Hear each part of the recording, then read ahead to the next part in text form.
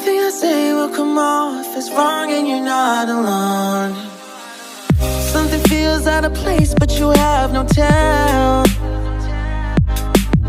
It's like we want the same things but the lines we've drawn are too parallel. I can't sleep when you're not talking to me.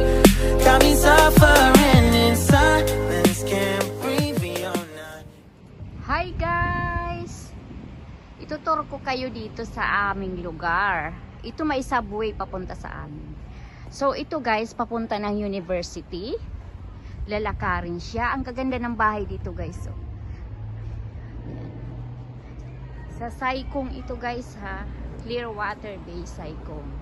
So, papunta ito sa university. Banda dyan highway. Yan, highway yan. So very safety ang daanan. Ang mga punong kahoy dito as usual ipinagmamalaki ko dahil ay alaga nila. I hope ganito din sa atin ano. Ayan oh. Mostly dito punong kahoy. Talagang alagang-alaga nila dito ang mga punong kahoy, guys.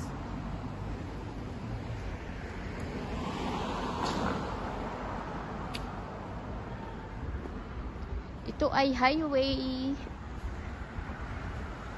Ayan guys, highway. Tapos maglalakad-lakad ako dito guys. Tapos ito, mga bahay nandito guys. Ang gaganda.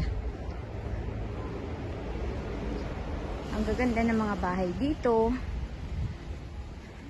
Safety ang lugar. Ang kagandahan dito sa Hong Kong dahil may disiplina ang mga tao. Safety ang lugar na ito. Kahit isuot mo ang lahat na alahas mo, magdala ka ng cellphone, wala sa yung aagaw, wala sa yung mang-hold up. Kasi napaka disiplina mga tao dito. Hindi basta-basta gagawa ng kalukuhan. Ayan ang gaganda ng bahay dito guys. So, ito ay isang village. Parang exclusive. Pumunta lang ako dito para maglakad. Ang bahay namin doon sa kabila. Doon sa kabila ang bahay namin. So, ang ganda-ganda oh. Diba? So, tatawid tayo. Ito yung nature. Ang ganda dito. Fresh air. Tapos, malayo sa disgrasya. Walang... Ang ganda ng pollution dito. Malinis. Walang flooding dahil nga alaga nila dito ang ano. Ayan ang nature kung makikita nyo. Ayan, napakaganda oh. That is a good nature.